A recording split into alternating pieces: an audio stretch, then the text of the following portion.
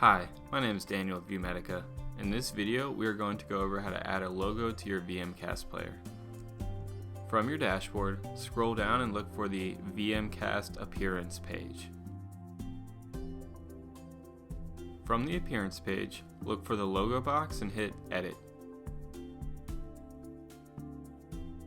Now, hit the Change or Upload Logo button and select Upload Logo. You can drag and drop the image you want to use and crop if you need to.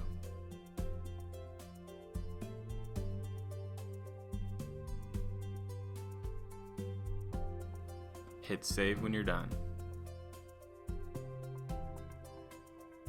Thank you so much for watching this video tutorial. If you have any questions, please reach out to us via the chat on our website or by phone at 919-929-2501.